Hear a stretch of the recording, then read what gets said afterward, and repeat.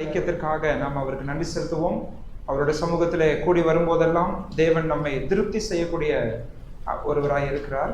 அவருடைய வார்த்தையை கொண்டு நம்மை திருப்தி செய்யக்கூடியவராய் இருக்கிறார்.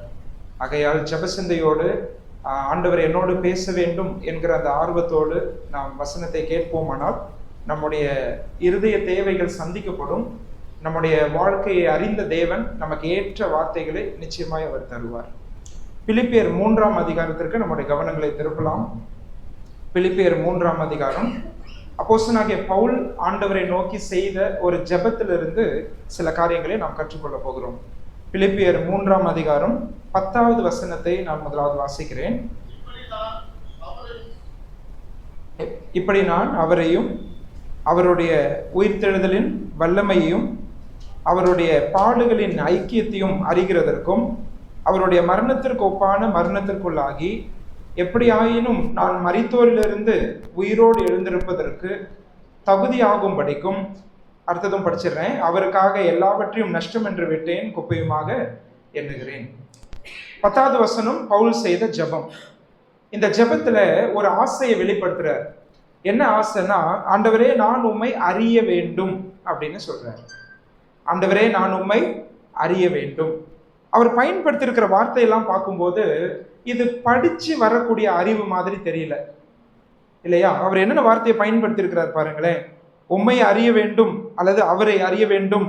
அடுத்தது அவருடைய உயிர்த்தெழுதலின் வல்லமையை அறிய வேண்டும். அடுத்தது அவருடைய பாடுகளின் ஐக்கியத்தை அறிய வேண்டும். இந்த பதங்கள் எல்லாமே படிக்கும்போது இது வெறும் பைபிள் படிச்சு வரக்கூடிய ஒரு அறிவுன்னு சொல்ல முடியாது. ஆனா இது என்ன அறிவுனா, ஆண்டவர் இயேசு கிறிஸ்துவை அனுபவிக்கிற அனுபவ ரீதியான அறிவு.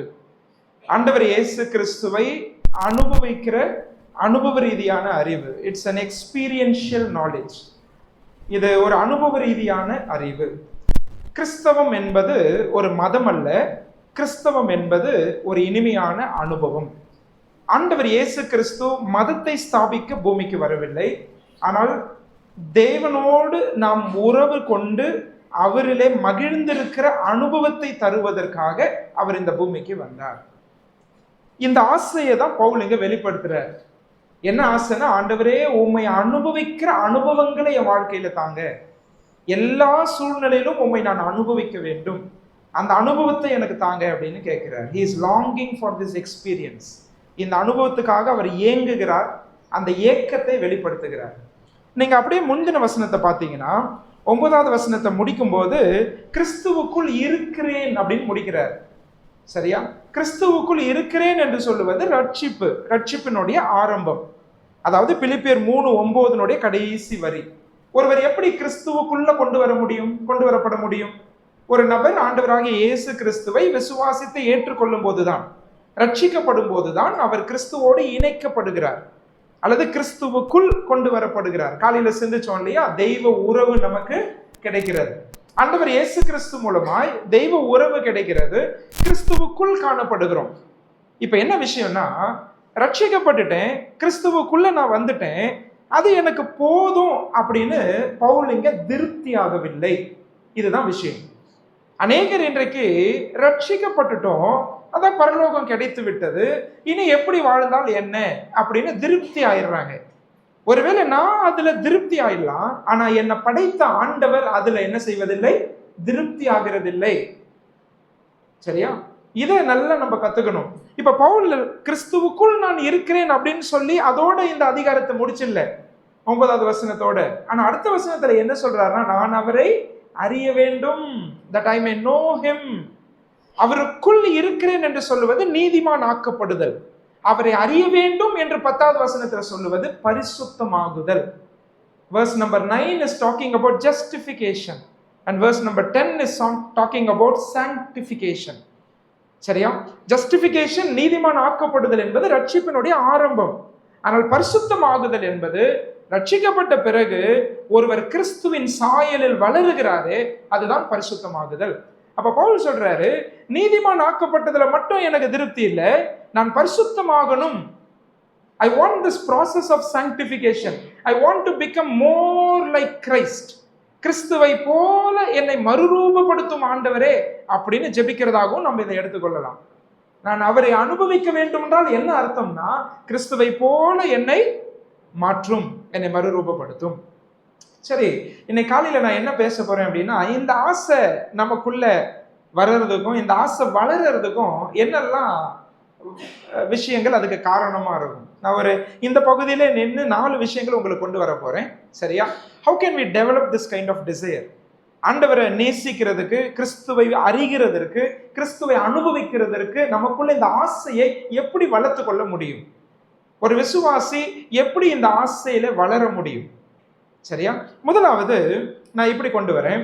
ஒரு விசுவாசியினுடைய இலக்கு என்ன, அவருடைய அழைப்பு என்ன, அவருடைய இலக்கு என்ன என்பதை சரியாய் ஒரு விசுவாசி புரிந்து கொள்ளும் போது இந்த ஆசை அவருக்குள்ளே வருகிறது. When a believer understands properly what is his destiny and what is his calling, then he develops this kind of desire to become more like Christ. ஒரு விசுவாசி, இது ரொம்ப முக்கியம். சரியா? இதான் முதலாவது நம்ம படிக்க போறோம். ஒரு விசுவாசியினுடைய இலக்கு என்ன? சரியா? ஒரு விசுவாசி எதற்காக அழைக்கப்பட்டிருக்கிறார், இதை நம்ம புரிஞ்சுக்கிறது அவசியம். நான் இந்த 2 வசனத்தையும் உங்களுக்கு காமிச்சு கொடுத்தேன். அதுல இருந்தே ஒரு விஷயத்தை நம்ம சொல்ல முடியும். ஒரு விசுவாசியினுடைய இலக்கு கிறிஸ்துவை போல மறுரூபப்படுவது. ரோமர் 8ஆம் அதிகாரம் உங்களுக்கு ஞாபகம் இருக்கா? அவர் எவர்களை முன்னறிந்தாரோ அவர்களை முன்குறித்திருக்கிறார், எவர்களை முன்குறித்தாரோ அவர்களை அழைத்திருக்கிறார், எவர்களை அழைத்தாரோ அவர்களை நீதிமான்களாக்கி இருக்கிறார், எவர்களை நீதிமான்களாக்கி இருக்கிறாரோ அவர்களை மகிமைப்படுத்தி இருக்கிறார். எதற்காக? அங்க என்ன காரணம் கொடுக்கப்பட்டிருக்கு? ரோமர் 8:29 வருது, தம்முடைய குமாரனுடைய சாயலுக்கு ஒப்பாய் இருப்பதற்கு. கவனிச்சிங்களா? அவருடைய குமாரனுடைய சாயலுக்கு ஒப்பாய் இருப்பதற்கு. வாசிங்க அந்த வசனத்தை. ரோமர் 8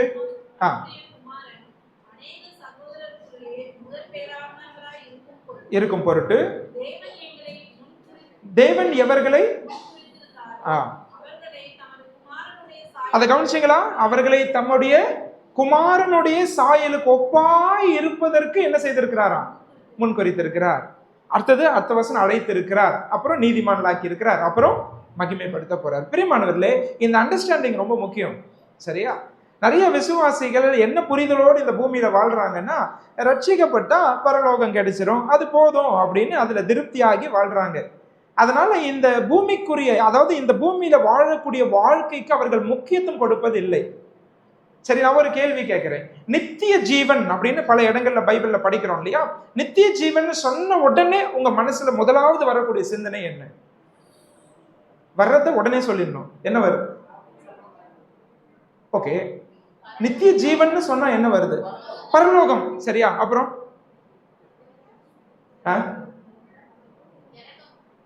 எப்படி? ஓகே, இறப்பு இல்லை, அதாவது நீடூழி வாழ்க்கை, நம்ம வாழ்ந்துட்டே இருக்க போறோம், பரலோகம். வேற என்னெல்லாம் ஞாபகம் வருது? நித்திய ஜீவன் சொன்னா தேவனோடு இருக்கிறது. வெரி குட் இல்லையா?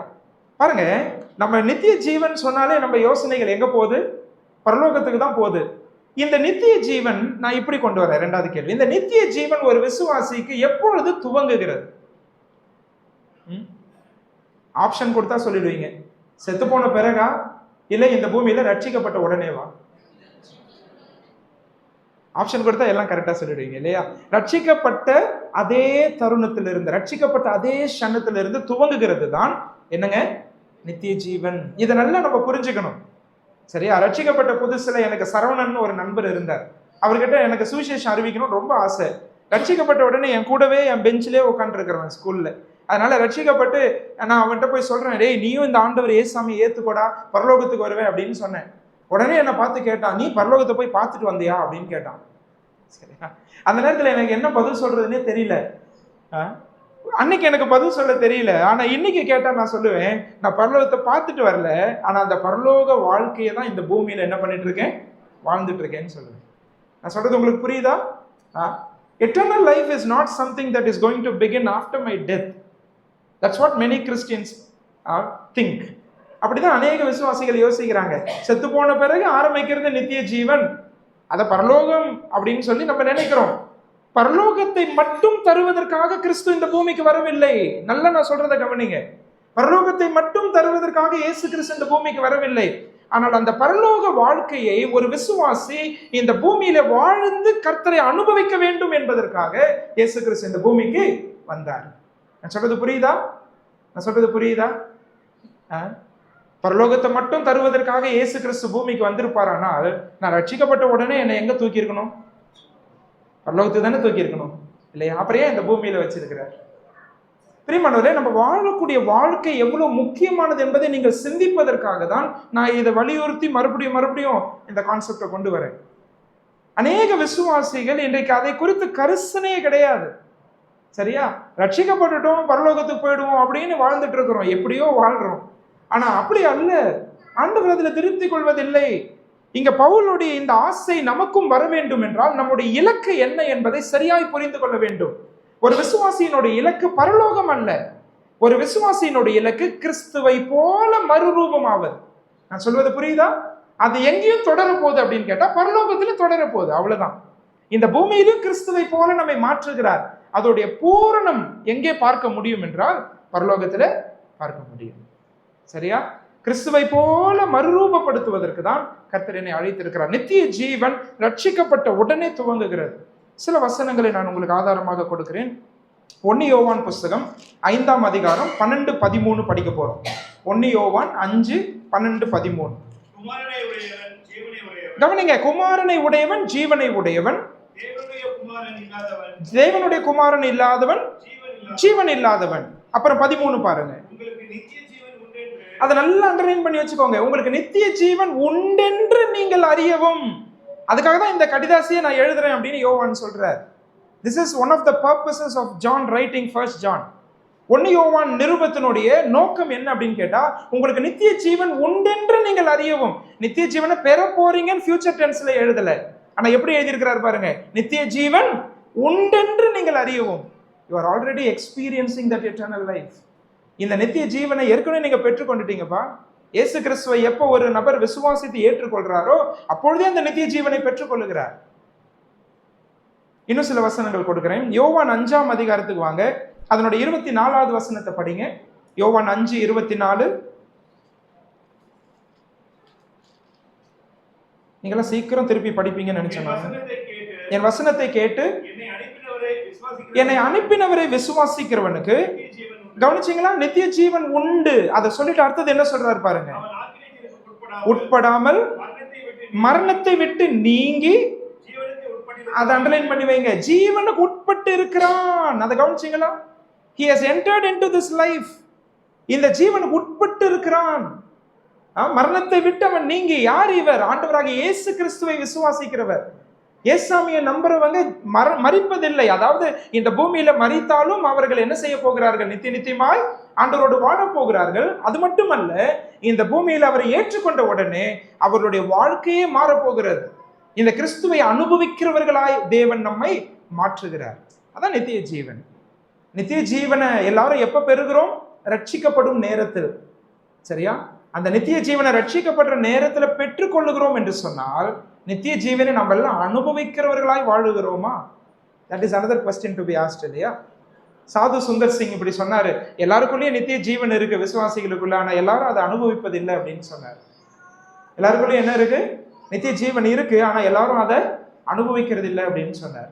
இதுக்கு ஒரு உதாரணம் சொன்னாரு. ஒரு மரம் இருக்கு, அந்த மரத்துக்கு கீழே 2 நபர்கள் இருக்கிறாங்க. ஒருத்தர் நல்ல ஆரோக்கியமானவர், ஒருத்தவர் நோய்வாய்ப்பட்டவர். அந்த நேரத்துல திடீர்னு ஒரு பாம்பு வருது. பாம்பு வரும்போது நல்ல பலம் உள்ளவர் என்ன செய்வார்? ஓடியே போயிடுவாரு. இல்லைன்னா கொம்பு எடுத்து என்ன பண்ணுவாரு? பாம்பை அடிப்பார். பலவீனமா இருக்கிறவர் என்ன செய்வார்? ஒண்ணுமே செய்ய முடியாது, கடிதான் வாங்கணும் இல்லையா? அவரால் ஓடியும் போக முடியாது, அவரால் கொம்பு எடுத்து என்ன பண்ண முடியாது? அடிக்கவும் முடியாது. இப்ப சாது சுந்தர் சிங் சொல்றாரு, இந்த 2 நபருக்குள்ளேயும் ஜீவன் இருக்கு, ஆனா ஒரு நபருக்குள்ள இருப்பது வெறும் ஜீவன். அவர் நித்திய ஜீவனை உடையவரா இருக்கிறார், அவ்வளவுதான். ஆனா ஒருத்தவர்கிட்ட இருக்கிறது அந்த நித்திய ஜீவனுடைய அனுபவம் அப்படின்னு சொல்றார். அவர் பரிபூர்ண ஜீவனை அனுபவிக்கக்கூடியவராய் இருக்கிறார். அதனாலதான் இயேசு கிறிஸ்து பரிபூர்ண ஜீவன்ற வார்த்தையை பயன்படுத்தி இருக்கிறார். ஞாபகம் வருதா உங்களுக்கு? யோவான் 10:10 என்ன படிக்கிறோம்? நான் உங்களுக்கு ஜீவன் உண்டாயிருக்கவும் அது பரிபூர்ணப்படவும் வந்தேன், பரிபூர்ணப்படவும் வந்தேன். I have come to give life and to give it abundantly. அந்த பரிபூர்ண ஜீவன்னா என்ன? தெய்வ உறவுல ஒரு விசுவாசி தினந்தோறும் வளரும் போது, நல்லா இதை கவனிச்சிடுங்க, தேவ உறவுல ஒரு விசுவாசி தினந்தோறும் வளரும் போது, அவரை நேசிக்கும் போது, அவர் சந்தோஷமாய், சமாதானமாய், நிம்மதியாய், திருப்தியாய், பரிசுத்தமாய் இந்த பூமியில ஜீவிக்கிறாரே, அதுதான் அந்த பரிபூர்ண ஜீவன். அந்த பரிபூர்ண ஜீவன் என்பது நம்ம இப்ப பவுல் சொல்றது போல அது ஒரு இனிமையான அனுபவம். கிறிஸ்தவ வாழ்க்கை ஒரு இனிமையான அனுபவம். நிறைய பேர் இதை மிஸ் பண்ணிடுறோம் இல்லையா? விசுவாசிகள் பிழைப்புக்கு அடுத்த அலுவல்ல சிக்கி அதை மிஸ் பண்ணிடுறாங்க. ஐஸ்வர்யத்தின் மயக்கத்தினால இதை மிஸ் பண்ணிடுறாங்க. இன்னும் சில பேருக்கு சிற்றின்பங்களுடைய மோகம், அதனால இந்த அனுபவத்தை மிஸ் பண்ணிடுறோம். இதை மிஸ் பண்றதுக்காக கர்த்தர் நம்மளை அழைக்கல. ஒவ்வொரு நாளும் இதை வாழணுன்றதுக்காக கர்த்தர் நம்மளை அழைத்திருக்கிறார். அதனாலதான் ஒளியின் ராஜ்யத்திற்கு நம்மளை கொண்டு வந்திருக்கிறார். இருளின் ராஜ்யத்திலிருந்து ஒளியின் ராஜ்யத்திற்கு கர்த்தர் நம்மை வரவழைத்திருக்கிறார். எதுக்காக? இந்த ஆண்டவர் இயேசு கிறிஸ்துவை நீங்கள் அனுபவிக்க வேண்டும் என்பதற்காக. சரியா? பவுல் ஒரு விஷயத்தை நல்லா புரிஞ்சுக்கிட்டார். என்னுடைய இலக்கு பரலோகம் அல்ல, என்னுடைய இலக்கு கிறிஸ்துவை போல மறுரூபப்படுவது.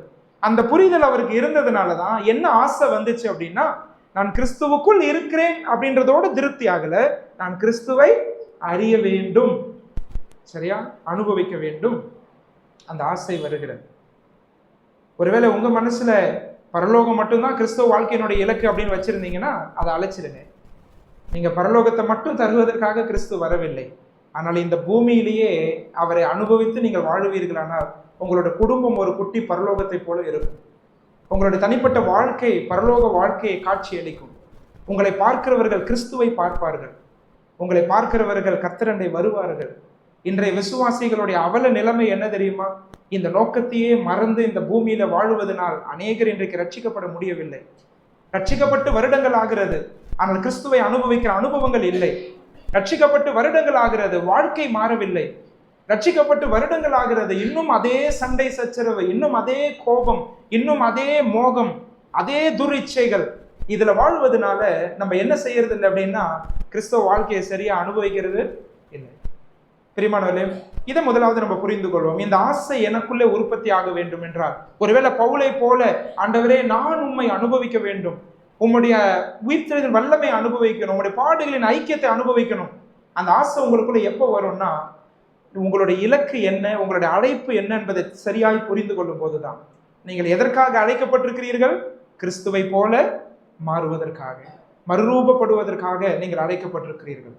பவுலுக்கு இப்படி ஒரு எண்ணமும் இல்லை. என்ன தெரியுமா? என்னுடைய அழைப்பு, என்னுடைய இலக்கு ஊழியம் அப்படின்னு நினைக்கல பவுல். சரியா? பவுல் ஒரு ஊழியக்காரரா இதை எழுதுறாரு. அவருடைய இலக்கு ஊழியம்னு நினைக்கல. நிறைய பேர் அப்படி நினைக்கிறாங்க. கர்த்தருக்காக ஏதோ செய்வதுதான் வாழ்க்கையினுடைய லட்சியம் அப்படின்னு நினைக்கிறாங்க. நான் சொல்றதை நல்லா கேளுங்க. கர்த்தருக்காக ஏதோ சில விஷயங்களை செய்வது அதுதான் அந்த ஊழியம், அல்லது கர்த்தருக்காக சில விஷயங்களை செய்வது அதுதான் வாழ்க்கையினுடைய அழைப்பு, கிறிஸ்துவ வாழ்க்கையினுடைய அழைப்புன்னு நினைக்கிறோம். அது இல்லைங்க. நல்லா புரிஞ்சுக்கோங்க, அது இல்லை. ஆண்டவர் ஏன் எனக்கு ஊழியத்தை கொடுத்திருக்கிறார் சொல்லட்டுமா? என்னை கிறிஸ்துவை போல மாற்றுவதற்காக தான் எனக்கு ஊழியத்தையே கொடுத்திருக்கிறார். நான் சொல்றது புரியுதா? ஊழியமும் அதை செய்வது ரொம்ப நல்லது, நிச்சயமா செய்யணும். ஆனா ஆண்டவரை நேசிக்காத ஒருவர் ஊழியத்தை செய்ய முடியாது. கிறிஸ்துவை போல மறுரூபப்படாத ஒருவருடைய ஊழியம் கர்த்தருக்கு மகிமையை கொண்டு வராது. ஆண்டவருக்காக ஏதோ செய்வதல்ல, ஆண்டவரை போல இருப்பதுதான் கிறிஸ்தவ வாழ்க்கையினுடைய அழைப்பு, கிறிஸ்தவ வாழ்க்கையினுடைய இலக்கு. பவுல் பாருங்க, இதை எழுதும் போது 20 வருஷம் ஆயிடுச்சு ரட்சிக்கப்பட்டு. அந்த தமஸ்குக்கு போற வழியில கர்த்தர் அவரை பிடித்தார்.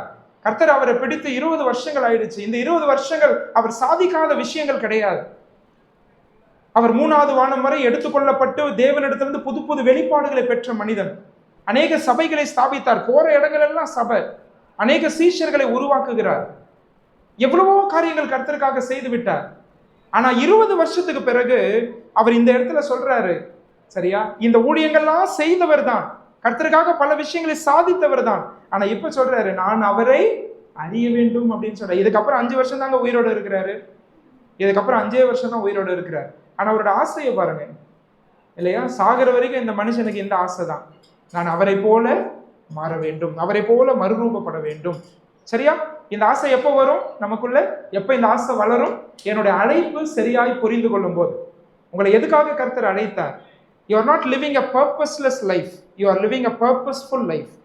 நீங்க இந்த பூமியில வாழக்கூடிய வாழ்க்கைக்கு அர்த்தம் உண்டு. இல்லைன்னா கிறிஸ்து எதுக்கு?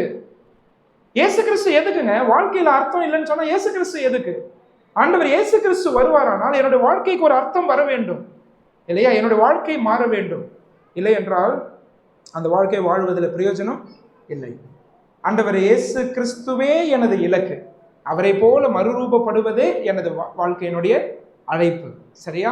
இதனால நம்ம முதலாவது புரிஞ்சுப்போம். இப்படி புரிஞ்சுக்கிட்டா நமக்கும் இந்த ஆசை வரும், ஆண்டவரே என்னையும் கிறிஸ்துவ போல மாத்துங்க, எனக்கு இருக்கிற கோபம் எல்லாம் பொறுமையா மாறணும், எனக்கு இருக்கிற இச்சைகள் எல்லாம் நல்ல ஆசைகளா மாறணும், எனக்கு இருக்கிற ஃப்ராடுத்தனம்லாம் உண்மைத்தன்மையா மாறணும், ரட்சிக்கப்பட்ட ஆண்டவரே இன்னும் பழைய சுபாவங்கள் எல்லாம் குடிக்கொண்டு இருக்கிறது, என்னை பார்க்கிறவங்க கிறிஸ்துவ பார்க்க முடியல, என்னை பார்க்கிறவங்க இன்னும் என்னை பழைய மனுஷனா தான் பார்க்குறாங்க, என்னை மாற்றும் ஆண்டவரே என்கிற ஆசை உங்களுக்குள்ள எப்பொழுது வரும் என்றால் உங்களுடைய அழைப்பையும் இலக்கையும் சரியாய் புரிந்து கொள்ளும் போது. ரெண்டாவது எப்படி இந்த ஆசை நமக்குள்ள வளர்ப்பது? கிறிஸ்துவை போல மறுரூபப்படுகிற அந்த ஆசை, எப்படி அந்த ஆசை வரும்? இந்த 10வது வசனத்துல ஒரு விஷயம் நமக்கு புரியுது. பவுல் ஆண்டவரிடத்துல இதை கேட்கிறார். சரியா? ஆண்டவரிடத்துல இதை என்ன செய்யறாரு? இதை கேட்கிறார். யாரை நோக்கி ஜெபிக்கிறார்? பவுல் கர்த்தரை நோக்கி தான் ஜெபிக்கிறார். ஆண்டவரே நான் அவரை அறிய வேண்டும், கிறிஸ்துவை அறிய வேண்டும். இங்கதான் 2வது விஷயத்தை நான் கொண்டு வரேன்.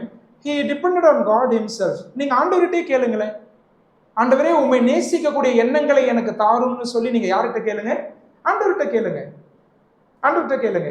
ஏன்னா இந்த ஆசைகளை எனக்குள் துவக்குகிறவர் யாரு? ஆண்டவர் தான். அவர் தான் இல்லையா? பரிசுத்த ஆவியானவர் தான் அந்த ஆசைகளை கொடுக்கிறார். பரிசுத்த ஆவியானவர் தான் அந்த வாஞ்சைகளை கொடுக்கிறார். சரியா? அவரையே நம்ம டிபெண்ட் பண்ணுவோமே. இதுல அவர்கிட்ட தானே ஜெபிக்கிறார். இப்படி நான் அவரையும் அவருடைய உயிர்த்தெழுதலின் வல்லமையும் அவருடைய பாடுகளின் ஐக்கியத்தையும் அறிய வேண்டும் அப்படின்னு பவுல் ஆண்டவர் இடத்துல தான் ஜெபிக்கிறார். ஆண்டவர்கிட்ட நீங்க ஜெபம் பண்ணும்போது எதை ஃபர்ஸ்ட் வைப்பீங்க? ஒருவேளை இதை நீங்க வைக்கிறீங்களா? ஆண்டவரே உம்மை போல என்னை மாற்றும் அப்படின்னு நீங்க வைக்கிறீங்களா? இது ஒரு பெரிய ஆசீர்வாதம், இதுதான் வாழ்க்கையினுடைய அழைப்புன்னு புரிஞ்சுக்கிறவங்க தான் இந்த ஜெபத்தை செய்வாங்க இல்லையா? இல்லைன்னா எனக்கு வேலை வேணும், சொத்து வேணும், பிள்ளைகளுக்கு நல்ல படிப்பு வேணும், அப்படியே முடிஞ்சிடும் நம்மளோட பெரிய லிஸ்ட் எல்லாம். வாழ்க்கையை, கிறிஸ்துவ வாழ்க்கையை சரியாய் புரிந்து கொள்ளுகிறவர்கள் அவர்களுடைய ஜெப பட்டியலில் முதலாவது வரக்கூடியது என்னவா இருக்கும்னு கேட்டா அவருடைய பாவ அறிக்கைகள் வரும். ஆண்டவரே கிறிஸ்துவை போல மாற்ற நீர் துடிக்கிறீர், ஆனா நான் அதுக்கு இடம் கொடுக்காம வாழ்றேனே ஆண்டவரே, இந்த பாவங்கள்லாம் எனக்குள்ள குடி இருக்கிறது கர்த்தாவே, அந்த பரிசுத்தத்துல வளரணும்னு நினைக்கிறேன், குறைவுபட்டு இருக்கிறேனே, விசுவாசத்துல ஸ்திரப்படணும்னு நினைக்கிறேன், அவிசுவாசம் எனக்குள் காணப்படுகிறது, என்னை மாற்றும், ஒரு படியாக என்னை கிறிஸ்துவை போல மாற்றும். அது ஆண்டவரிடத்துல நீங்க கேட்குறீங்களா? தினமும் கேட்குறீங்களா? நான் நினைக்கிறேன் இது பவுலுடைய ஒரு நாள் ஜெபமா இருக்காது இல்லையா? பவுலுடைய ஒரு நாள் ஜெபமா இருக்காது. அன்னைக்கே ஆரம்பிச்சிட்டார். ரட்சிக்கப்படும் போது கர்த்தர் அவரை பிடிக்கும் போது முதல் கேள்வி என்ன ஆரம்பிச்சார்? ஆண்டவரே நீர் யார் அப்படின்னு கேட்டார் இல்லையா? அதான் முதல் கேள்வி. ஆண்டவரே நீர் யார்? இப்பயும் கேட்கிறாரு. 20 வருஷம் ரட்சிக்கப்பட்ட பிறகு 20 வருஷம் ஆயிடுச்சுங்க, இப்பயும் கேட்கிறாரு, ஆண்டவரே நீர் யார்? உம்மை நான் அறிய வேண்டும், உம்மை நான் அனுபவிக்க வேண்டும். சரியா? அவர்கிட்டே கேட்கும் போது ஆண்டவர் அதுக்கு உதவி செய்யறார். ஏன்னா பிலிப்பியர் 2:13 சொல்லுது. பிலிப்பியர் 2:13 பாருங்க. ஏனெனில் தேவனே தம்முடைய தயவுள்ள சித்தத்தின்படி விருப்பத்தையும் செய்கையும் உங்களில் உண்டாக்குகிறவராய் இருக்கிறார். அந்த விருப்பத்தை யார் உண்டாக்குகிறாராம்? தேவனே. அதை கவனிச்சிங்களா? பரிசுத்த ஆவியானவர் தான் அந்த விருப்பத்தை உண்டு பண்றார். அப்ப அவர்கிட்டயே நம்ம கேட்போமே. இன்னொரு வசனத்தை காமிச்சு கொடுக்குறேன். 2 தெசலோனிக்கேயர் 3:5 வாங்க. 2 தெசலோனிக்கேயர் 3ஆம் அதிகாரம் 5வது வசனம் படிங்க எடுத்தவங்க. 2 தெசலோனிக்கேயர் 3:5. கர்த்தர் உங்கள் இருதயங்களை, அந்த கர்த்தன்ற வார்த்தையை நல்லா அடிக்கோடிட்டு வைங்க. கர்த்தர் தான் நடத்துறவர். கர்த்தர் உங்கள் இருதயங்களை தேவனை பற்றும் அன்புக்கும் கிறிஸ்துவின் பொறுமைக்கும் நேராக நடத்துவாராக. பவுல் எவ்வளவு ஞானம் உள்ளவரா தெசலோனிக்க விசுவாசிகளுக்காக ஜெபிக்கிறாரு பாருங்க இல்லையா? ஆண்டவர்கிட்ட கேட்கிறாரு, ஆண்டவரே இந்த விசுவாசிகள் உம்மை நேசிக்கிறதற்கும் கிறிஸ்துவின் பொறுமையை கற்றுக்கொள்வதற்கும் நீரே அவர்களை வழி நடத்தும். அதை கவனிச்சிங்களா? தேவனே இல்லையா? கர்த்தர் உங்கள் இருதயங்களை தேவனை பற்றும் அன்புக்கு நேராக நடத்துவாராக. இங்க இந்த மூல பாஷையெல்லாம் படிச்சு பார்த்தீங்கன்னா தடைகள்லாம் நீக்கி நடத்துவாராக அப்படின்னு எழுதியிருக்கிறாங்க. ஆண்டவரை நேசிக்கிறதற்கு நிறைய தடைகள் இருக்குல்ல வாழ்க்கையில. நீங்க ஜெபம் பண்ணும்போது ஆவியானவர் என்ன செய்வார்னா அந்த தடைகள் எல்லாம் ஒன்று ஒன்றா நீங்க ஆண்டவர் உங்களுக்கு கிருபை தருவார். ஆண்டவர் உங்களை பலப்படுத்துவார். பைபிள் படிக்கணும்னு நினைக்கிறோம், அந்த நேரம் தான் வேற கமிட்மெண்ட் வந்துடுது. ஜெபம் பண்ணணும்னு நினைக்கிறோம், அந்த நேரம் தான் வேற ஏதோ வேலை வந்துடுது. ஒருத்தரை போய் சந்திக்கணும் வீட்டில் அப்படின்னு நினைக்கிறோம் இல்லையா? ஆனால் சந்திக்க முடியாமல் போயிடுது. ஊழியத்தில் எப்படியாவது வந்து கலந்துக்கணும் அப்படின்னு நினைக்கிறோம், ஆனால் முடியாமல் போயிடுது. இந்த தடைகள் எல்லாம் நீக்க நீங்கள் ஆண்டவரிடத்தில் ஜெபிக்கிறீர்களா? இந்த தடைகள்லாம் நீக்கி போடும் ஆண்டவரே, நான் உம்மை போல மாற, உம்மை நேசிக்க என்னை வழிநடத்தும் அப்படின்னு நம்ம ஜெபிக்கும் போது ஆவியானவர் அந்த தடைகளை நீக்கி நமக்கு என்ன செய்கிறார்? அவர் நம்முடைய ஜெபங்களுக்கு பதில் கொடுக்கிறார். ஏன்னா ஆண்டவர் தான் இந்த ஆசையை உற்பத்தி செய்கிறார். ஆண்டவர் தான் இந்த எண்ணங்களை, இந்த விருப்பத்தை நமக்குள்ளே அவர் உற்பத்தி செய்கிறார். சரியா? இப்படி ஜெபிக்கும் போது என்ன நடக்கும் தெரியுமா? நல்லா கவனிங்க. எப்படி இந்த தடைகளை நீக்கிறாருன்னு நான் சொல்றேன். நீங்க இப்படி ஜெபிக்கும் போது, ஆண்டவரே கிறிஸ்துவை போல என்னை மாற்றும் அப்படின்னு ஆண்டவரை நோக்கி ஜெபிக்கும் போது, உங்க வாழ்க்கையினுடைய சூழ்நிலைகளை தேவன் பார்க்கிற விதமாய் பார்ப்பதற்கு உங்களை ஆண்டவர் வழி நடத்துகிறார். இதை நல்லா கவனிங்க, ரொம்ப ரொம்ப முக்கியமானது. சரியா? பாருங்க, பிள்ளைங்கன்னு இருந்தாங்கன்னா அவங்க விளையாடிட்டு தான் இருப்பாங்க. அவங்கள பார்த்துக்கிட்டே செய்தியை போட்ட விட்டுறாதீங்க. சரியா? அதுதான் சாத்தானுடைய தந்திரம். சரியா? அதனால இங்க பாருங்க, இங்க கவனிங்க, நல்லா கவனிங்க. பாருங்க, அப்போ நம்ம இதுல பேசிட்டு இருக்கிற மாதிரி ஆண்டவரை நோக்கி ஜெபிக்கும் போது, ஆண்டவரே உம்மை நேசிக்க எனக்கு ஒரு இருதயத்தை தாங்க, உம்மை போல என்னை மாற்றும் அப்படின்னு சொல்லும் போது ஆண்டவர் என்ன செய்யறாரு? உங்க வாழ்க்கைய தேவன் பார்க்கிற விதமாய் பார்ப்பதற்கு அவர் உதவி செய்கிறார். அந்த உதவி கிடைக்கும் போது உங்களுக்கு ஒரு ஆவிக்குரிய பக்குவம் வருகிறது. என்ன பக்குவம்னா, ஆண்டவர் அனுமதிக்கிற அனைத்து சூழ்நிலைகளும் என்னுடைய வாழ்க்கையில் என்னை கிறிஸ்துவை போல மாற்றுவதற்காக தான் அப்படின்ற புரிதல் உங்களுக்கு வருகிறது. நான் சொல்றது புரியுதா? ஆண்டவர் அனுமதிக்கிற எந்த சூழ்நிலையா இருக்கட்டும், அது சாதகமோ பாதகமோ, மகிழ்ச்சியோ துன்பமோ, அது நல்ல சந்தோஷமான சூழ்நிலைகளோ அல்லது ஒரு மரணமோ, இது எல்லாமே என்னுடைய வாழ்க்கையில் ஆண்டவர் ஏன் அனுமதிக்கிறார் என்றால் என்னை கிறிஸ்துவை போல மறுரூபப்படுத்த. இந்த அண்டர்ஸ்டாண்டிங் ரொம்ப முக்கியம். இந்த புரிதல் கிறிஸ்துவ வாழ்க்கையில் இல்லைன்னா பாடுகள் வர நேரத்தில் விசுவாசிகள் சோர்ந்து போயிடுவோம் இல்லையா? தனிமைப்படுத்தப்படுகிற நேரத்தில் சோர்ந்து விடுவோம். விசுவாசிகள் ஏன் பாடுகளின் நேரத்தில் சோர்ந்து போகிறோம்? ஏன் விரக்தி அடைகிறோம்? ஏன் முறுமுறுக்கிறோம்? ஏன்னா இந்த புரிதல் நமக்கு ரொம்ப அவசியம். சரியா? ஆண்டவர் எதற்காக இந்த பாடுகளை அனுமதிக்கிறார் என்றால் என்னை கிறிஸ்துவை போல மாற்றுவதற்காக. வாழ்க்கையினுடைய சூழ்நிலைகளை தேவனுடைய பார்வையிலிருந்து பார்ப்பதுதான் ஸ்பிரிச்சுவல் மெச்சூரிட்டி. ஆவிக்குரிய முதிர்ச்சி, ஆவிக்குரிய பக்குவம் என்பது என்னன்னா, கிறிஸ்து எப்படி காரியங்களை பார்த்தாரோ அது போல நான் பார்க்க ஆரம்பிப்பதுதான். சரியா? அதுக்கு ஆவியானவர் தான் உதவி செய்யறார். அதனாலதான் ரோமர் 12:2 சொல்லுது, உங்கள் மனம் புதிதாகிறதுனாலே என்ன ஆகுங்க? மறுரூபமாகுங்கள். கவனிச்சிங்களா? அந்த மனதை புதிதாக்குகிறவர் யாருன்னு கேட்டா பரிசுத்த ஆவியானவர். அதுக்கு நான் ஒப்பு கொடுக்கும் போது என்னை மறுரூபப்படுத்துகிறார். அப்ப கிறிஸ்து பார்க்கிறது போல பார்க்க ஆரம்பிச்சிருவேன். கிறிஸ்து யோசிக்கிறது போல யோசிக்க ஆரம்பிச்சிருவேன். அவர் தீர்மானம் எடுக்கிறது போல தீர்மானம் எடுக்க ஆரம்பிச்சிருவேன். அவர் பாடுகளை சகித்தது போல பாடுகளை சகிக்க ஆரம்பிச்சிருவேன். இந்த பக்குவத்தை யார் எனக்குள்ள தருகிறார் என்றால் தேவன் தான் தருகிறார். இல்லையா? உங்க வாழ்க்கையினுடைய எல்லா சூழ்நிலைகளும் ஆண்டவர் பார்க்கிற மாதிரி பார்க்க ஆரம்பிச்சிருக்கீங்களா? சமீபமா எந்த பாடுகள் வரும்போது நீங்க எப்படி சோர்ந்து போனீங்க? ஆண்டவர் எதற்காக இதை அனுமதிக்கிறார் என்கிற புரிதல் உங்களுக்கு இருக்கிறதா? வாழ்க்கையில பாடுகள் வரும்போது அது நல்லது, அதுக்கு ஆண்டவரை உங்களால எப்ப ஸ்தோத்தரிக்க முடியும் அப்படின்னு கேட்டா, நீங்க கிறிஸ்துவை போல மறுரூபம் ஆகும் போதுதான் பாடுகளுக்காகவும் நீங்கள் தேவனை என்ன பண்ண முடியும்? ஸ்தோத்தரிக்க முடியும். கவனிச்சிங்களா? அதனாலதான் இந்த ஜெபம் ரொம்ப அவசியம்.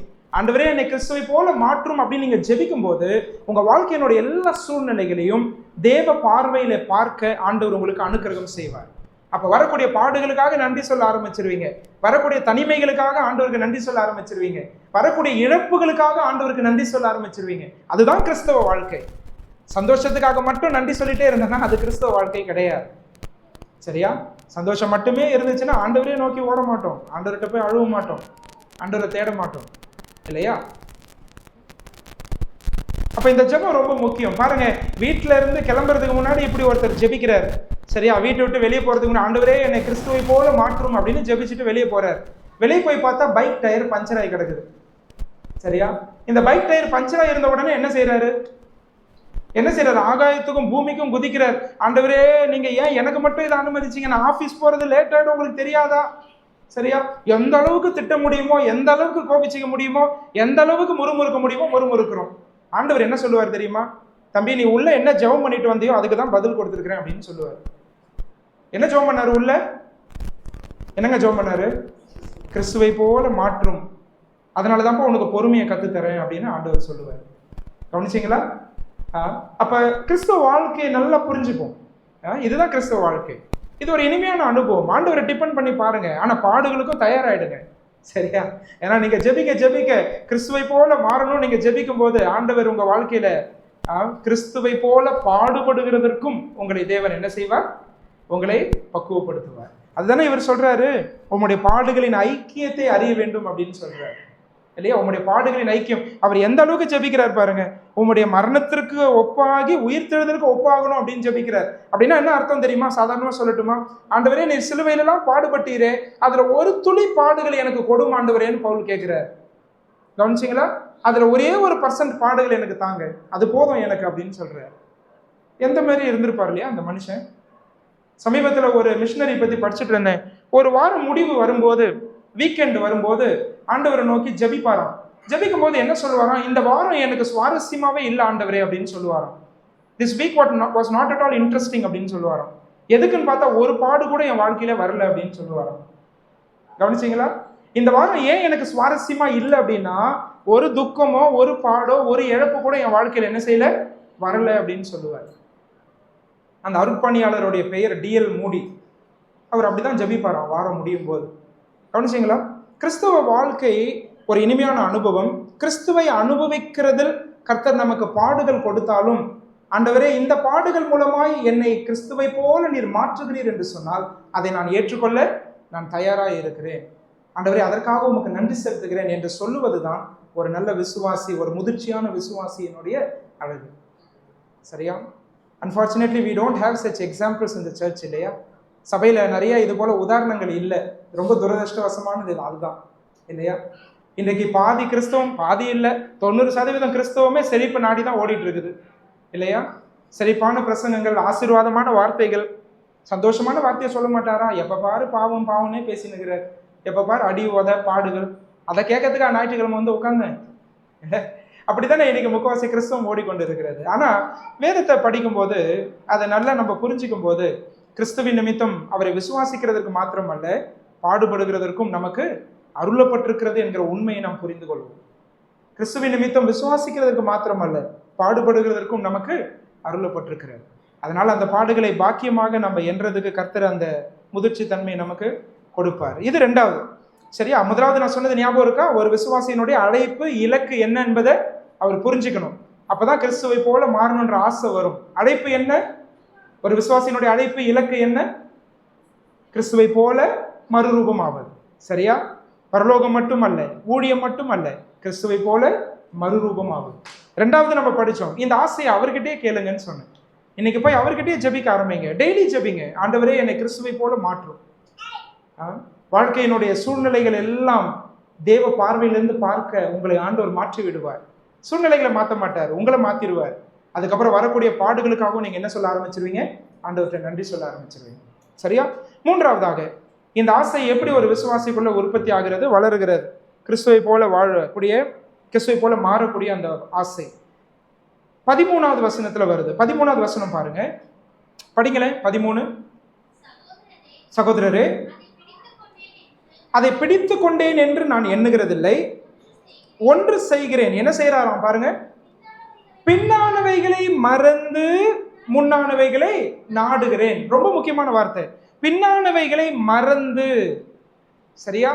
கிறிஸ்துவை போல மாறுகிற அந்த விருப்பத்தை தடை செய்வது என்ன அப்படின்னு கேட்டா, பின்னான வாழ்க்கை. இதை நல்லா குறிச்சு வச்சுக்கோங்க. சரியா? அந்த பின்னானவைகளை மறக்க உதவி செய்யுங்க ஆண்டவரேன்னு கேட்கிறார். இங்க பவுல் சொல்லும் போது எதை மனசுல வச்சுட்டு சொல்லியிருப்பார்? எதை மனசுல வச்சுட்டு சொல்லியிருப்பார்? பெருமையை தான் மனசுல வச்சு சொல்லியிருப்பார் இல்லையா? ஏன்னா அவரு பின் திரும்பி பார்த்தா, நான் ஏற்கனவே சொன்னேன், 20 வருஷம் கர்த்தருக்காக செய்த சாதனைகள் பல இல்லையா? நிறைய காரியங்கள் ஆண்டவருக்காக செஞ்சுட்டார். இப்ப என்ன கேட்கிறார் ஆண்டவர்கிட்டனா, பின்னாடி நான் ஆண்டவரே உமக்காக இதெல்லாம் செஞ்சனே, அதுல எனக்கு திருப்தியை மட்டும் தந்துடாதீங்கன்னு ஜெபிக்கிறார். அதை மறக்க எனக்கு உதவி செய்யுங்க. அந்த பெருமை சிலுவையில் அறையப்பட வேண்டும். அந்த மனம் மேட்டுமை என்னை விட்டு நீக்கி போடும். அதுக்காக ஜெபிக்கிறார். கவனிச்சிங்களா? பின்னானவைகளை மறந்து அப்படின்னு சொல்லும் போது, பின்னான சாதனைகள் எனக்குள்ள பெருமையை உண்டு பண்ணி விடாதபடிக்கு என்னை வணையும் ஆண்டவரேன்னு சொல்லி ஜெபிக்கிறார். கவனிச்சிங்களா? அதான் பின்னானவைகளை மறந்து. நமக்கு இது தேவையில்லை. சில நேரம் நான் சொல்லுவேன், அதிருப்தி ரொம்ப நல்லதுன்னு சொல்லுவேன் வாழ்க்கையில. என்னையா அதிருப்தின்றதே நெகட்டிவ் வேர்டு, அது நல்லதுன்றீங்களே. நான் சொல்லல, ஆண்டவர் இயேசு கிறிஸ்துவே சொன்னார், ஆவியில் எளிமை உள்ளவர்கள் பாக்கியவான்கள் சொன்னார், பரலோக ராஜ்யம் அவர்களுடைய இதுன்னு சொன்னார். எதை மனசுல வச்சு சொன்னார்? ஆவியில் எளிமை உள்ளவர்கள்லாம் என்ன? ஆவிக்குரிய ஒரு திருப்தி எனக்குள்ள வந்து விடாதபடிக்கு என்னை காத்து கொள்ளும்னு சொல்றது ஒரு நல்ல ஜெபம். சரியா? ஆவிக்குரிய ஒரு திருப்தி இல்லைன்னு சொன்னா, நான் இதெல்லாம் செஞ்சுட்டேன் அப்படின்னு நான் ஆண்டவருக்கு நன்றி சொல்லிட்டு உட்காந்துருவேன். அதுக்கு மேல என்னுடைய முன்னானவைகளை நாடி ஓடுவதற்கு எனக்கு என்ன வராது, அந்த ஆசை வராது. ஒரு முறை கிடியோன் பைபிள், நீங்களாம் கிடியோன் பைபிள் பார்த்துருப்பீங்க இல்லையா? ஒரு நியூ டெஸ்ட்மெண்ட் சின்னதாக இருக்கும், ப்ளூ கலர்ல. அதை ஒரு ஆஃபீஸ் டேபிளில் வச்சாங்க. அதை படிச்சு ஒரு பெரிய சிஇஓ ரட்சிக்கப்பட்டார், ஒரு கம்பெனியோடைய சிஇஓ. அவர் ரட்சிக்கப்பட்டுட்டாருன்னு சொல்லிட்டு அவரை கூப்பிட்டாங்க ஒரு மீட்டிங்க்கு. கூப்பிட்டு உங்க சாட்சி சொல்லுங்க, ஏன்னா ரட்சிக்கப்படாதவங்க நிறைய பேர் வந்திருக்கிறாங்க, நீங்க எப்படி ரட்சிக்கப்பட்டீங்க, கர்த்தருக்குள்ள எப்படி இருக்கிறீங்க. இவங்கெல்லாம் என்ன நினைச்சாங்கன்னா, இந்த பெரிய சிஇஓவே ரட்சிக்கப்பட்டார், அவர் சாட்சி சொன்னார்னா நிறைய பேர் ரட்சிக்கப்படுவாங்க அப்படின்னு அவர் அழைச்சாங்க. அவர் வந்த உடனே மைக்கை பிடிச்சி இப்படி சொன்னார், என் பேர் இதான் அப்படின்னு சொல்லிட்டு, ஐ ஹாவ் அ பிஹெச்டி அப்படின்னு சொன்னார். பிஹெச்டி நிறைய பேருக்கு தெரியும், ஒரு கம்பெனியோட சிஇஓ பிஹெச்டி ஹோல்டரா இருக்கிறது பெரிய ஆச்சரியம் கிடையாது இல்லையா? ஆனா பிஹெச்டிக்கு ஒரு ஃபுல் ஃபார்ம் கொடுத்தார். என்ன கொடுத்தாருன்னா, I have a positive healthy dissatisfaction அப்படின்னு சொன்னார். என்னங்க இது? இந்த மாதிரி ஒரு ஃபுல் ஃபார்ம் நம்ம கேள்விப்பட்டதே கிடையாது இல்லை பிஹெச்டிக்கு. I have a positive healthy dissatisfaction அப்படின்னாரு. என்னங்க டிஸ்சாட்டிஸ்ஃபேக்ஷனே நெகட்டிவ், இவர் சொல்றாரு பாசிட்டிவ் ஹெல்த்தி டிஸ்சாட்டிஸ்ஃபேக்ஷன். அதை சொல்லிட்டு சொன்னாரு, நீங்கெல்லாம் என்னை கூப்பிட்டுருக்கிறீங்க, பெரிய ஒரு ஆஃபீஸர்னு சொல்லி என்னை கூப்பிட்டுருக்கிறீங்க, பெரிய கம்பெனியோட சிஇஓ. ஆனால் நான் வாழ்கிற வாழ்க்கை எனக்கு தான் தெரியும், நான் வாழ்கிற வாழ்க்கை எனக்கு தான் தெரியும். எனக்குள்ள ஒரு அதிருப்தி இருக்கு, நான் இன்னும் ஆண்டவர் எதிர்பார்க்கிற விதமாய் நான் வாழுவது இல்லை, எனக்குள்ள அப்படிப்பட்ட அதிருப்தி இருக்குது அப்படின்னு சொல்லி சொன்னார். சரியா? அந்த அதிருப்தி இருக்கிறது ரொம்ப நல்லதுன்னு சொல்லுவேன் நான். இல்லைன்னா நமக்கு என்ன வந்துடும், பெருமை வரும். ஆண்டவர் எதிர்த்து நிற்கிற, நீங்கள் ஆண்டவர் எதிர்த்து நிற்கிற பாவங்கள்லாம் ஒரு பட்டியல் போடணும்னு நினச்சிங்கன்னா ஃபர்ஸ்ட் எடுத்தோடனே பெருமைன்னு எழுதிக்கோங்க. நீங்கள் பைபிளில், நான் இதை சேலஞ்ச் கூட பண்ணுறேன், I'm ready for a debate also. நீங்கள் எல்லா பாவங்களையும் எடுத்து பாருங்க, அதில் ஆண்டவர் முதல்ல எதிர்த்து நிற்கிற பாவம் எது? பெருமை. ஏன்னா அது தேவனுடைய இடத்தை எடுக்கிறது. நான் தேவனுடைய இடத்தை எடுத்து விடுகிறேன், தேவனுடைய ஸ்தானத்திலே நிற்கிறேன், அவருக்கு சேர வேண்டிய மகிமையை திருடி விடுகிறேன் இல்லையா? அவருடைய பேரை அவமானப்படுத்துகிறேன். அதுக்கு பேர் தான் பெருமை. நான் சொல்வது புரியுதா? நான் என்ன டிபெண்ட் பண்றேன், ஆனால் ஆண்டவர் என்ன செய்யறது இல்லை, டிபெண்ட் பண்றது இல்லை. இங்க பவுல் சொல்றாரு, அந்த பெருமை மட்டும் எனக்கு வந்துடாதபடி காத்துக்கொள்ளுங்க ஆண்டவரே. சரியா?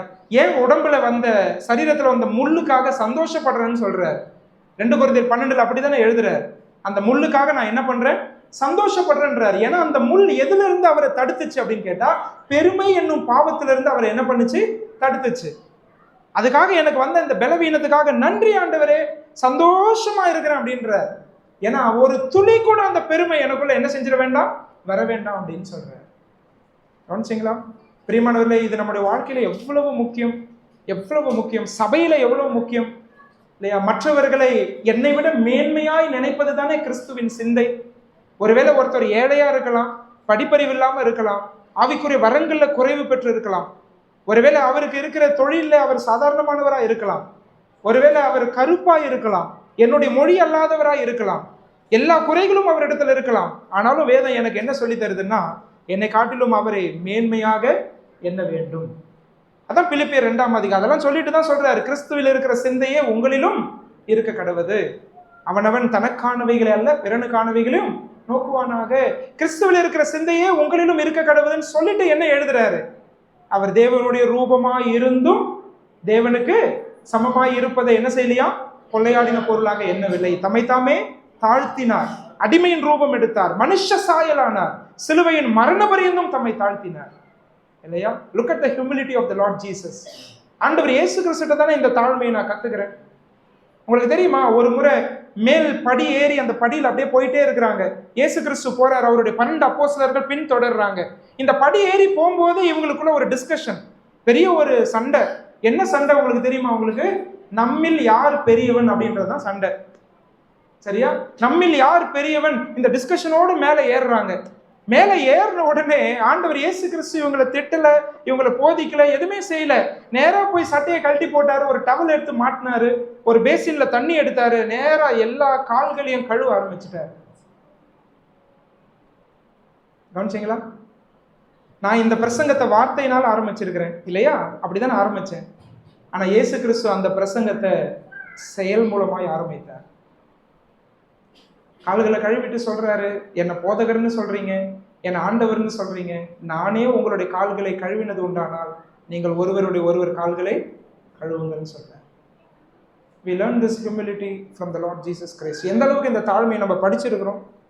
சபையினுடைய ஒற்றுமை கெட்டு போவதற்கு ஒரு காரணம் கேட்டீங்கன்னா பெருமை தான் நான் சொல்லுவேன், ஈகோ தான் சொல்லுவேன். சபையினுடைய ஒற்றுமையை காத்துக்கொள்ள ரகசியம் கேட்டீங்கன்னா தாழ்மைன்னு சொல்லுவேன். நான் சொல்றது புரியுதா? சபையினுடைய ஒற்றுமையை நீங்க காத்துக்கொள்ளணுமா, தாழ்மையா இருந்து பாருங்க. நன்மை செய்து தீமை அனுபவிக்கிறீங்களா, பொறுமையா இருந்து பாருங்க. அவதூறான பேச்சு உங்களுக்கு நேரா வருதா, பொறுமையா இருந்து பாருங்க.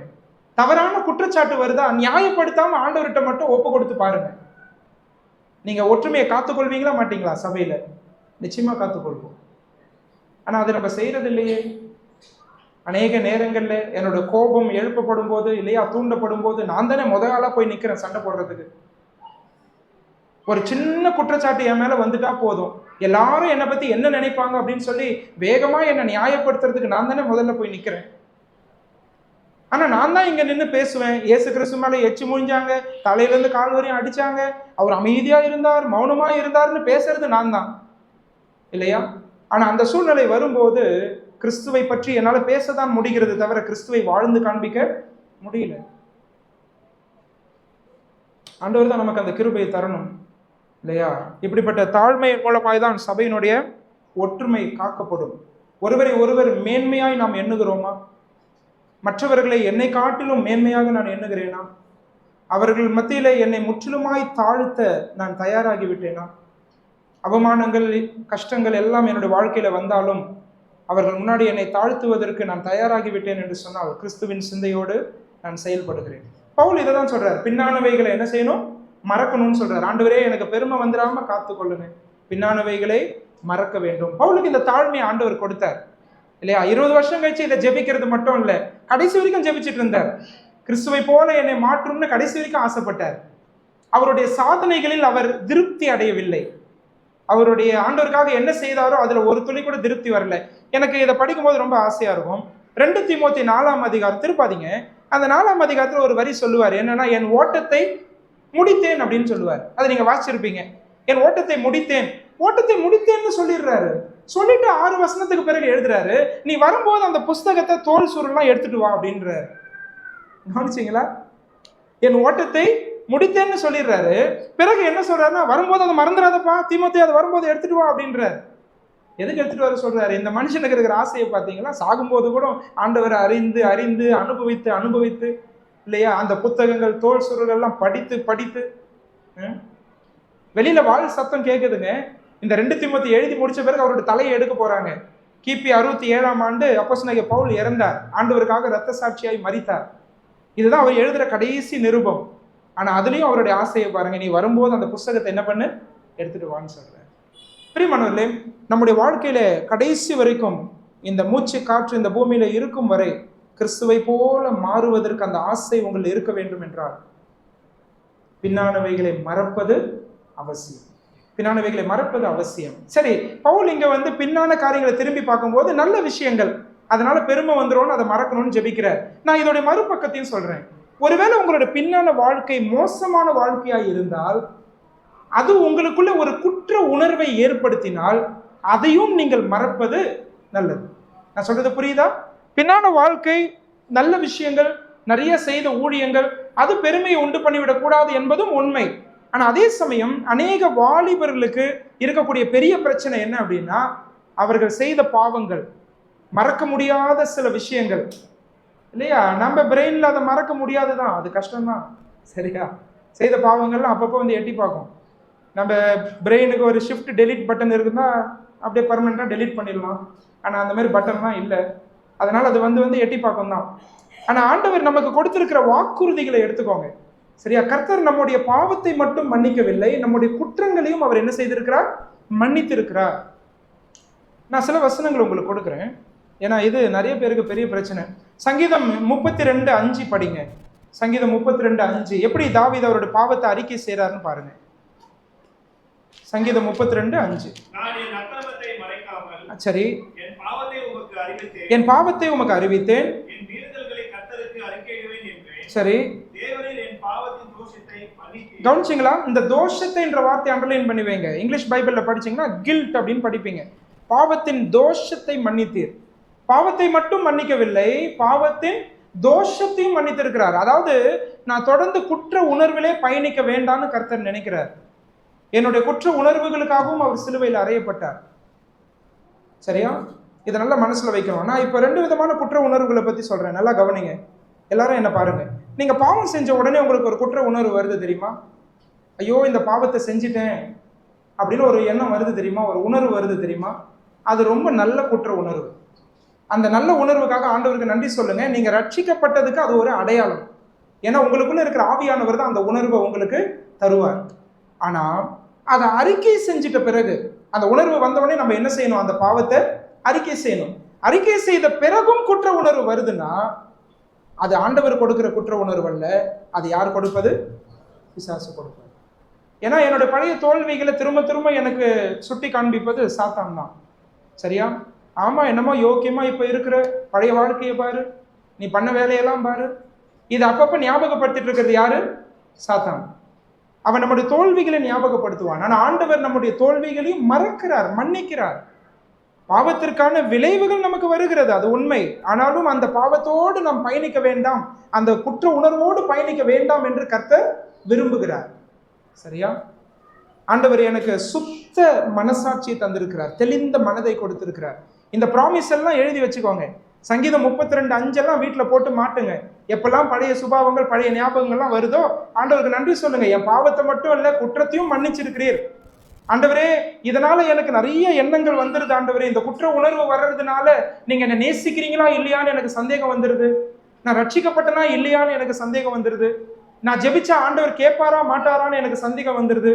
அந்த சந்தேகம்லாம் உங்களுக்குள்ள இருந்துச்சுன்னா இன்னைக்கு இந்த வாக்கு தத்தத்தை எழுதி வச்சுக்கோங்க. ஆண்டவரே அதை மன்னிக்கும் போது நீங்க ஏன் உங்களை மன்னிக்க முடியல? நான் சொல்றது புரியுதா? ஆண்டவரே உங்களை மன்னித்திருக்கும் போது நீங்க ஏன் உங்களை மன்னிக்க முடியல? Why can't you forgive yourself? ஆண்டவர் உங்களுடைய பாவங்களை மன்னித்திருக்கிறார். குற்றத்தோடு பயணிப்பது அவருக்கு சித்தம் அல்ல. இன்னொரு வசனம் கொடுக்கிறேன். எபிரேயர் 10ஆம் அதிகாரத்துக்கு வாங்க. எபிரேயர் 10ஆம் அதிகாரம் 22வது வசனத்தை படிங்க. எபிரேயர் 10:22. அதை பாருங்க, அந்த முதல் லைனே பாருங்க. துர்மனசாட்சியை நீக்கி விட்டார். அதை கவனிச்சீங்களா? துர்மனசாட்சி நீங்க தெளிக்கப்பட்ட இருதயம் உள்ளவர்களாகவும் சுத்த ஜலத்தால் கழுவப்பட்ட சரீரம் உள்ளவர்களாகவும் உண்மையுள்ள இருதயத்தோடும் விசுவாசத்தின் பூர்ண நிச்சயத்தோடும் சேர கடவும். எப்ப இந்த பூர்ண நிச்சயம் கிடைக்குது? பூர்ண நிச்சயம்னா தைரியம். ஆண்டவருடைய சமூகத்துல தைரியமா ஒரு விசுவாசி தைரியமா இந்த பூமியில் எப்ப வாழ முடியும்னா அவருடைய துர்மனசாட்சி நீக்கப்பட்டால் ஒழிய அவரால் அப்படி வாழ முடியாது. ஆண்டவர் நம்முடைய துர்மனசாட்சி என்ன செய்திருக்கிறார்? அதை நீக்கி இருக்கிறார். அதை நீங்க தெளிக்கப்பட்ட இருதயத்தை நமக்கு கொடுத்திருக்கிறார். சுத்தமான மனசாட்சி, நல் மனசாட்சி, அப்படிதானே வாசிக்கிறோம். நல் மனசாட்சி ஆண்டவர் நமக்கு கொடுத்திருக்கிறார். That clear conscience. என்னுடைய வாழ்க்கையில் இது பெரிய பிரச்சனையா இருந்துச்சு. என்னுடைய வாலிபத்தில் நான் செய்த பழைய பாவங்கள், நான் போன இடங்கள், அந்த இடத்துக்கு போகும்போதெல்லாம் அந்த பாவம் தான் ஞாபகம் வரும். அந்த நபருடைய சிந்தனை வரும்போதெல்லாம் அந்த பாவம் தான் ஞாபகம் வரும். இப்படியெல்லாம் பல நினைவுகள் என்னை வாட்டி வதைத்தது. இது போன்ற வசனங்கள் தான் எனக்கு ஆறுதலை கொடுத்தது, என்னை உற்சாகப்படுத்தினது. மீண்டும் எழுந்து பயணிக்க ஆண்டவர் எப்பயுமே நம்மளை நீக்கி விடுவது அல்ல. நம்முடைய தோல்விகளை கண்டு நம்மை தூக்கி எறிகிறவர் அல்ல. அவர் நெறிந்த நாணலை முறிக்காதவர், மங்கி எரிகிற திரியை அணைக்காதவர். அவர் 2ஆம் வாய்ப்புகளின் தேவன். புதிய துவக்கத்தை உங்க வாழ்க்கையில கொடுப்பார். புதிய துவக்கத்தை கொடுப்பார். கசப்பான பழைய அந்த கடந்த கால வாழ்க்கையை நீக்கி போடுகிறவர் அவர் தான். புதிய துவக்கத்தை கொடுக்கிறவர். அந்த புதிய துவக்கம் இன்பமாய் இருக்கும். சரியா? அந்த பின்னானவைகளை மறப்பது நமக்கு அவசியம்.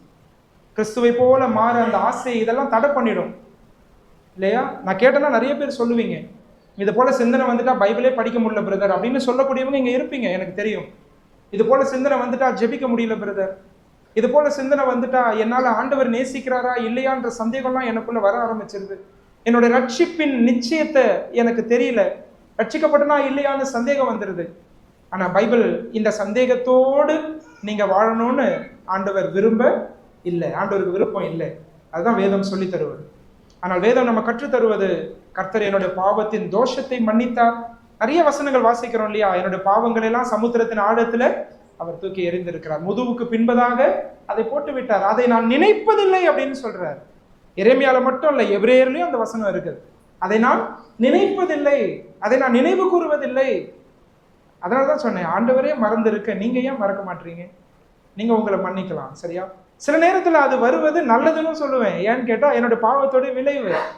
சரியா? அது வரதான் செய்யும். ஆனா ஆண்டவர்கிட்ட போய் பலன் கேளுங்க. ஆண்டவர் என்ன செய்வார்னா, அந்த பழைய காரியங்களை மறந்து புதிதான அனுபவத்தோடு பயணிக்க கர்த்தர் உங்களுக்கு உதவி செய்வார். ரெண்டு விஷயத்தையும் மறக்கணும். பவுல் திரும்பி பார்க்கிறாரு, சாதனைகள், அதனால என்ன வருது? பெருமை வருது. இப்ப நான் திரும்பி பார்த்தா சாதனைகளை பார்க்க முடியாது, பழைய பாவங்களை தான் பார்க்க முடியும். அது என்ன கொண்டு வருது? எனக்குள்ள குற்ற உணர்வு கொண்டு வருது. இது ரெண்டுத்தையுமே மறக்கணும்னு பைபிள் சொல்லித்தரு. இது ரெண்டுமே கிறிஸ்துவை போல மாறுகிறதற்கான ஆசையை அதை கெடுத்து விடும். சரியா? ஆண்டவரை நேசிக்கிறதற்கு தடைகளாய் இருக்கக்கூடியது. அதுதான் இந்த வசனத்துல புரிஞ்சுக்கிறோம். 13வது வசனத்துல அதனாலதான் பவுல் சொல்றார், அதை பிடித்து கொண்டேன் என்று நான் எண்ணுகிறதில்லை. எவ்வளவு அழகா சொல்றாரு பாருங்க. அதை பிடித்து கொண்டேன் என்று நான் எண்ணுகிறதில்லை. சரியா? கிறிஸ்துவை போல மாறிட்டேன் அப்படின்னு நான் சொல்லவே முடியாதுப்பா அப்படின்னு சொல்றார். அதை பிடித்து கொண்டேன் என்று நான் எண்ணுகிறதில்லை, ஆனால் ஒன்று செய்கிறேன், பின்னானவைகளை மறந்து முன்னானவைகளை நான் நாடி போகிறேன். 12 சொல்றார், நான் அடைந்தாயிற்று அல்லது முற்றும் தேறினவனானேன் என்று எண்ணாமல் கிறிஸ்து இயேசுவினால் நான் எதற்காக பிடிக்கப்பட்டேனோ அதை நான் பிடித்துக் கொள்ளும்படி ஆசையாய் தொடருகிறேன். அந்த ஆசையாய் தொடருகிறீங்களா? அந்த தொடர்ச்சிக்கு காரணம் என்ன தெரியுமா? இந்த குற்ற மனசாட்சியும் கர்த்தர் நீக்கி இருக்கிறார். என்னுடைய பெருமையும் கர்த்தர் சிலுவையில் அறைய எனக்கு உதவி செய்கிறார். தாழ்மையோடு பயணிச்சு பாருங்க, நல் மனசாட்சியோடு பயணிச்சு பாருங்க. நிச்சயமா உங்களுடைய அடுத்தடுத்த நாள் வாழ்க்கை ரொம்ப இன்பமா இருக்கும். உங்களுக்கு இந்த ஆசை கிறிஸ்துவை போல மாற உங்களை அர்ப்பணிப்பீங்க. ஒவ்வொரு நாளும் வாழ்க்கை ரொம்ப சுவாரஸ்யமா இருக்கும். ஒரு நாள் கூட மிஸ் பண்ணிடாதீங்க கிறிஸ்துவ வாழ்க்கையில். Everyday is exciting, everyday is a new day, everyday is exciting. ஒவ்வொரு நாளும் இனிமையானது, ஒவ்வொரு நாளும் சுவாரஸ்யமானது. அதை என்னுடைய பாவத்தாலேயோ என்னுடைய குற்ற உணர்வினாலேயோ நான் மிஸ் பண்ணிட கூடாது. சரியா? ஓகே, இது மூணாவது. மூணு கத்து தந்தேன், ஞாபகம் இருக்கா? முதலாவது என்ன சொன்னேன்? இந்த ஆசை எனக்குள்ள வரணும், கிறிஸ்துவை போல மாற வேண்டும் அப்படி ஆசை. முதலாவது எப்போ வரும்? ஒரு விசுவாசி அவருடைய அழைப்பு, அவருடைய இலக்கு என்ன என்பதை புரிந்து கொள்ளும் போது. சரியா? அழைப்பு என்ன, இலக்கு என்ன? ஒரு விசுவாசிக்கு கிறிஸ்துவை போல மறுரூபம் ஆவார். ரோமர் 8:29 தம்முடைய குமாரனுடைய சாயலுக்கு ஒப்பாய் மாற வேண்டும் என்பது. சரியா? ரெண்டாவது நம்ம என்ன படிச்சோம்? ஆண்டவர் இடத்துல ஜெபிங்கன்னு சொன்னேன். இந்த ஆசை உங்களுக்கு வரணுமா? ஆண்டவர் இடத்துல கேளுங்க. சரியா? ஆண்டவர் உதவி செய்வார். தடைகளை நீக்கி போடுகிறவர் அவர் தான். காரியங்களை அவர் பார்க்கிற மாதிரி பார்க்க வச்சிருவார். சரியா? அவர் பார்க்கிற மாதிரி பார்க்க ஆரம்பிச்சிட்டீங்கன்னா பாடுகளுக்காகவும் நன்றி சொல்லுவீங்க. ஏன்னா அந்த பாடுகளும் உங்களை கிறிஸ்துவை போல என்ன பண்ணுது? மாற்றதான் செய்கிறது. சரியா? மூணாவதா நம்ம படிச்சோம். மூணாவது என்ன படிச்சோம்? பின்னானவைகளை மறந்து. ஒருவேளை சாதனைகளாய் இருந்தாலும் தோல்விகளாய் இருந்தாலும், சாதனைகள் பெருமையை உண்டு பண்ணிடக்கூடாது, தோல்விகள் குற்ற உணர்வை ஏற்படுத்தி விடக்கூடாது. அது ரெண்டையுமே மறப்பது நல்லது. நாலாவது கடைசி விஷயம் நான் சொல்லி முடிச்சிடுறேன். சரியா? யாரெல்லாம் காலைல சாப்பிட்டு வந்தீங்க? காலையில் யாரெல்லாம் சாப்பிட்டு வந்தீங்க? யாரும் சாப்பிட்டு? அப்போ சீக்கிரம் முடிச்சிடுறேன். சரியா? ஒருவேளை எல்லாம் கை தூக்கியிருந்தா லேட்டாக, ஒருவேளை இது புரிஞ்சிச்சுன்னு நினைக்கிறேன் உங்களுக்கு, இல்லையா? யாரும் அதனால தான் கை தூக்க மாட்டீங்க. சரி, ஓகே, ரைட். இப்போ அடுத்தது நாலாவது கடைசி விஷயம், எப்படி இந்த ஆசை எனக்குள்ள வளர முடியும்? நான் கிறிஸ்துவ போல எப்படி மாற முடியும்? இங்க ஒரு விஷயத்த சொல்றாரு. 7வது வசனத்துல அதை சொல்ல ஆரம்பிச்சிடுறாரு. 7வது வசனத்துல சொல்றாரு பாருங்களேன், படிங்களேன். 7 படிங்க. ஆகிலும் எனக்கு லாபமா இருந்தவைகள் எவைகளோ, இந்த வார்த்தைகள் அவர் தொடர்ந்து எழுதிக்கிட்டே வர்றாரு. சரியா? எதெல்லாம் லாபமா இருந்துச்சோ அதெல்லாம் நான் என்ன என்றேன்? நஷ்டமா என்றேன். அடுத்த வசனத்திலையும் சொல்றாரு, என் கர்த்தராகிய கிறிஸ்து இயேசுவை அறிகிற அறிவின் மேன்மைக்காக எல்லாவற்றையும் நஷ்டம் என்று எண்ணிக்கொண்டிருக்கிறேன் அப்படின்னு சொல்றாரு. 11வது வசனத்திலையும் சொல்றாரு, 11 பாருங்க, அவருக்காக எல்லாவற்றையும் நஷ்டம் என்று விட்டேன், குப்பையுமாக எண்ணுகிறேன். This is very important. இது ரொம்ப முக்கியம். சரியா? இப்படிப்பட்ட அனுபவங்களுக்காக நீங்க ஆசைப்படுறீங்கன்னா அந்த அனுபவங்களுக்காக நீங்க எதெல்லாம் வாழ்க்கையில மாத்தி இருக்கிறீங்க, எதெல்லாம் விட்டு கொடுத்துருக்கிறீங்க? இதுதான் கேள்வி. நான் சொல்றது புரியுதா? கிறிஸ்துவை போல மாறுறது தான் இனிமையான அனுபவம்னு சொன்னா, இதான் என்னுடைய அழைப்புன்னு சொன்னா, இதுக்காக நீங்க எதெல்லாம் தியாகம் செய்ய முற்பட்டிருக்கிறீர்கள்? இது நம்மளை நாமே யோசிச்சு பார்க்க, என்ன நானே யோசிச்சு பார்க்க வேண்டிய ரொம்ப ரொம்ப முக்கியமான விஷயம். ரொம்ப ரொம்ப முக்கியமான விஷயம். சரியா?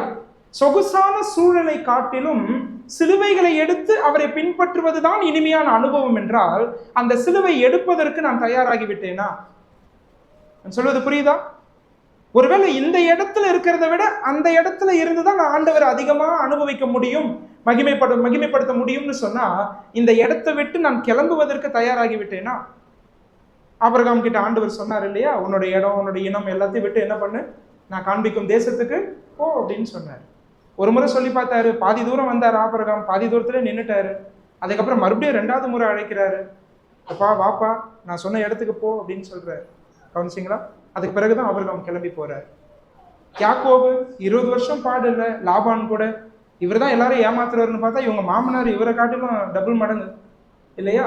அங்க போய் படாத பாடு, 7 வருஷம் இந்த பொண்ணுக்காக, 7 வருஷம் அந்த பொண்ணுக்காக, 6 வருஷம் ஆடு மாடுக்காக, இந்த 20 வருஷம் பெரும் பாடு யாக்கோபுடைய வாழ்க்கையில. ஆண்டவர் வந்து சொல்றாரு, இதை விட்டுட்டு என்ன பண்ணு, அங்க போ, 16ஆம்ல உனக்கு வேலை கிடையாது, நீ கிளம்பி கானானுக்கு போ அப்படின்னு சொல்றாரு. பிரியமானவர்களே, நான் சொல்றதை நல்லா மனசுல வைங்க, எல்லாரும் நல்லா கவனிங்க. கிறிஸ்துவை அனுபவிக்கிற வாழ்க்கைக்கு உங்களுடைய தேர்ந்தெடுப்புகள் ரொம்ப முக்கியமானது. உங்களுடைய தேர்ந்தெடுப்புகள் ரொம்ப முக்கியம். இதை வேணா எழுதி கூட வச்சுக்கோங்க. Your choice makings, your decisions, they matter the most, they are very important. இப்ப ஆண்டவரை அனுபவிக்கிறதா வாழ்க்கையின் இலக்குன்னா, ஒரு வாலிப தம்பி அவருக்கு வாழ்க்கை துணை தேடும் போது எப்படி தேடுவார் தெரியுமா? ஆண்டவரே, நான் இன்னும் உம்மில் வளர, உம்மை அனுபவிக்க நீர் எது ஏற்ற துணையாய் வைத்திருக்கிறீரோ அந்த துணையை கொண்டு வந்து என்னோடு கூட இணைங்க இயேசுப்பான்னு சொல்லி ஜெபிப்பார். கவனிச்சிங்களா? நான் ஒரு வேலையை தேர்ந்தெடுக்கிறேன், இந்த வேலையின் மூலமாய் நான் கிறிஸ்துவுக்குள் நான் வாழ்ந்து கிறிஸ்துவை வெளிப்படுத்த இந்த வேலைதான் சிறந்த வேலை என்று சொன்னால் அந்த வேலை எனக்கு தாரும் சொல்லி ஒரு விசுவாசி என்ன செய்வார்? ஜெபிப்பார். ஒரு படிப்பு தேர்ந்தெடுக்க வைக்கிறோம் பிள்ளைங்க கிட்ட. எத்தனை பேர் இப்படி சொல்லி தரீங்க? பிள்ளைகள் படிக்கணும், உயரணும் அப்படின்றதோட ஜெபம் முடிஞ்சிடாம, சரியா, அந்த படிப்பு, அந்த அறிவு, அவங்களோட திறன்கள் எல்லாம் ஆண்டவருக்காக பயன்படுவதற்கு இதுதான் சரியான கோர்ஸா இருந்தா அதை தாங்க ஆண்டவரேன்னு எத்தனை பெற்றோர் ஜெபிக்கிறோம்? சொல்வது புரியுதா? புரியுற மாதிரி தான் சொல்றேன்னு நினைக்கிறேன் இல்லையா? 12வது முடிச்சு ஒரு கோர்ஸ் தேர்ந்தெடுக்கிறாங்க. அப்பா அம்மாவுடைய ஜெபம் எப்படி இருக்கும்? நான்லாம் ஏன் இன்ஜினியரிங் படிச்சேன்னு கேட்டுறாதீங்க. ஏன் இன்ஜினியரிங் எடுத்தேன்னு எனக்கும் தெரியாது, எங்கள் அப்பா அம்மாவுக்கும் தெரியாது. சரியா? அதான் கிடைச்சது, எடுத்துட்டேன். சரி, அதில் காலேஜில் சாட்சியாகவும் வாழலை, அது வேற விஷயம். ஆனால் அதனால தான் உங்களுக்கு சொல்லித்தரேன், சரியா? என்னை போல படாதீங்க அப்படின்னு சொல்லித்தரேன். அப்போ பாருங்க, ஒரு தேர்ந்தெடுப்பு, ஒரு படிப்பு தேர்ந்தெடுக்கும் போது, சரியா, நாம் பண்ண வேண்டிய ஜெபம், நம்ம பிள்ளைகளை எப்படி கைட் பண்ணணும்னு பாருங்க. ஆண்டவரே, உங்களுடைய சித்தத்தின் மையத்தில் அவங்க எங்கே இருக்கணும், அவங்க எந்த வேலையில் இருக்கணும், எந்த படிப்பு அவங்க வாழ்க்கையில் வரணும், என்ன பெண் வரணும், எந்த பையன் வரணும், அதை தாங்க ஆண்டவரே இல்லையா? இதுல எவ்வளவு சுயத்தை விட்டு கொடுக்க வேண்டியது இருக்குது இல்லையா? அதுதான் பவுல் சொல்றாரு, அதெல்லாம் நான் குப்பையாக என்றேன், நஷ்டமா என்ன பண்றேன், நான் விடுறேன்னு சொல்லி. இது சாதாரண வார்த்தைகள் கிடையாது. அப்போஸ்தலனாகிய பவுலுடைய கிரெடென்ஷியல்ஸ் எல்லாம் பாருங்க, அந்த 4ல இருந்து 6 வரைக்கும் படிச்சீங்கன்னா மயக்கம் போட்டு விழுந்துருவீங்க. சரியா? சொல்லிக்கிட்டே போறாரு. 8வது நாள்ல விருத்த சேதனம் பண்ணப்பட்டவன் இஸ்ரவேலனுக்கு இஸ்ரவேல், இல்லையா, என்னுடைய அந்த கோத்திரம் பெஞ்சமின் கோத்திரத்தான் அப்படின்றார். நியாயப்பிரமாணத்தின்படி குற்றம் சாட்டப்படாதவன் அப்படின்றார். எத்தனை பேர் இப்படி சொல்ல முடியும்னு தெரியல. ஐ வாஸ் பிளேம்லெஸ் அப்படின்றார். எப்படி வாழ்ந்திருப்பார் பாருங்க, எப்படி படிச்சிருக்கிறார் பாருங்க. கமாலியலுடைய பாதத்திலே 14 வருஷம், பயங்கரமான படிப்பாளி. அவருடைய பிறப்புல இருந்து அவர் வாழ்ந்து இப்ப நிக்கிற இந்த இடம் வரைக்கும் அவருடைய வாழ்க்கையில எத்தனையோ சாதனைகள். இதெல்லாம் 4ல இருந்து 6 வரைக்கும் சொல்லிட்டு தான் 7வது வசனத்துல சொல்றாரு, இந்த ஒரே ஒரு நபருக்காக நான் இது எல்லாத்தையும் என்னவா நினைக்கிறேன், குப்பையா நினைக்கிறேன்ற. யாருப்பா இந்த நபரு? இவர் ஒருத்தருக்காக எல்லாத்தையும் தூக்கி போடுறியப்பா, இவர் ஒருத்தருக்காக எல்லாத்தையும் ஒரு சாணமா நினைக்கிற. அதான் ஆங்கிலத்தில் எழுதியிருக்கு, சாணி போல நினைக்கிறேன்ற. இதெல்லாம் எனக்கு ஒண்ணுமே கிடையாது அப்படின்னு தூக்கி போடுற அளவுக்கு இவர் யார்? அப்ப பவுல்கிட்ட கேட்டீங்கன்னா அவர் சொல்லுவாரு, இவர் ஒருத்தர் தான்ப்பா என் வாழ்க்கையை என்ன பண்ணிட்டாரு, மாத்திட்டார், என் வாழ்க்கையை மாத்திட்டார். கலாத்தியர் 1ஆம் அதிகாரம் படிச்சு பார்த்தீங்கன்னா அதுல சொல்றாங்க, தான் அழிக்க தேடின விசுவாசத்தை அவன் என்ன செய்யறானா, பிரசங்கிக்கிறான் அப்படின்னு சொல்றாங்க. கலாத்தியர் 1 கடைசி வசனம் பாருங்க, தான் அழிக்க தேடின விசுவாசத்தை இப்பொழுது அவர் என்ன செய்கிறார், பிரசங்கிக்கிறார் என்று சொல்லி எல்லாரும் தேவனை மகிமைப்படுத்தினார்கள். பவுல் அழிக்க நினைத்த விசுவாசம். ஸ்தேவான கல்லெறியும் போது அங்க நின்று அதை துவக்கி அதை ரசித்து அதுல ரொம்ப மகிழ்ந்தவர் தான் பவுல்.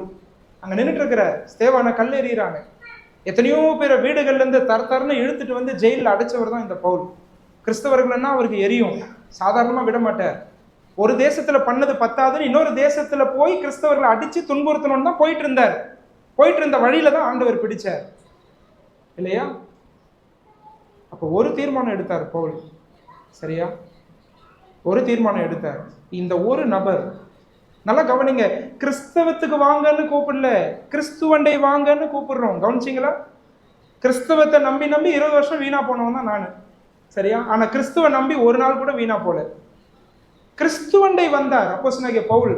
ஆண்டவர் இயேசு கிறிஸ்து என்னும் அந்த நபர் அவர் வாழ்க்கையை மாற்றினார். மதம் மாற்றவில்லை, அந்த சடங்காச்சாரங்கள் மாற்றவில்லை, அர்த்தமற்ற பாரம்பரியங்கள் மாற்றவில்லை.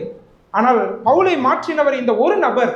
அதனால தான் சொல்றாரு, இந்த கிறிஸ்துவுக்காக, இந்த கிறிஸ்துவை அறிகிற அறிவுக்காக நான் எல்லாவற்றையும் நஷ்டம் என்று விட்டேன், குப்பையுமாக எண்ணுகிறேன். பிரியமானவர்களே, நான் என் செய்தியை முடிக்க போறேன். உங்க வாழ்க்கையில கொஞ்சம் நீங்க சிந்திக்கணும்னு ஆசைப்படுறேன். நீங்க இருக்கிற நிலையில கிறிஸ்துவுக்குள்ள வளர முடியுதா? கிறிஸ்துவை வெளிப்படுத்த முடியுதா? நீங்க இருக்கிற நிலையில எதை மாற்றணும்னு நினைக்கிறீங்க? எதை தூக்கி போடணும்னு நினைக்கிறீங்க? எதை இழக்கணும்னு நினைக்கிறீங்க? ஒருவேளை அது எனக்கு பிரியமா இருக்கலாம் சில காரியங்கள், ஆனால் அதில் தேவனுக்கு பிரியமா இல்லை என்று சொன்னால் அதை தூக்கி எறிய நீங்கள் தயாராகி விட்டீர்களா? அந்த எண்ணம் நமக்கு வேண்டும். மனசுக்குள்ள அந்த ஆசை நமக்கு இருக்குதா?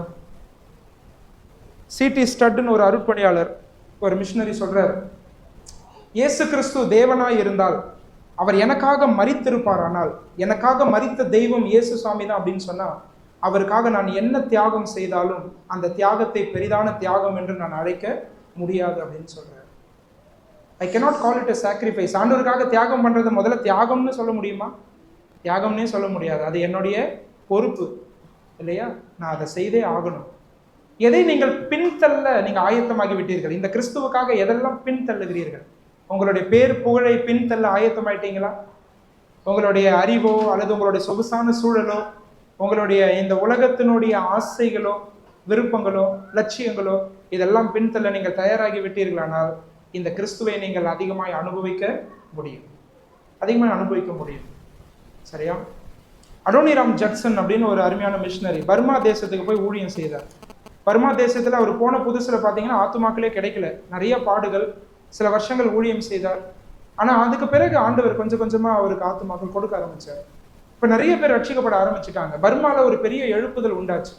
அந்த எழுப்புதலை பார்த்த அந்த பர்மா தேசத்து மக்கள் என்ன செய்ய ஆரம்பிச்சுட்டாங்கன்னா, நம்ம ஊருக்கு ஒரு பவுல் வந்துட்டான்டா அப்படின்னு சொல்ல ஆரம்பிச்சுட்டாங்க. நம்ம ஊருக்கு ஒரு பேதுரு வந்துட்டார் அப்படின்னு சொல்லி இந்த அடோனிராம் ஜட்சனை யார் கூட கம்பேர் பண்ண ஆரம்பிச்சுட்டாங்கன்னா, அப்போஸ்தலர்களோட கம்பேர் பண்ண ஆரம்பிச்சுட்டாங்க. இதை கேட்ட அடோனிராம் ஜட்சனுடைய மனைவி அவங்க என்ன செய்யறாங்கன்னா, இதை ஒரு நாள் காலையில நியூஸ் பேப்பர்லயே எழுதிட்டாங்க.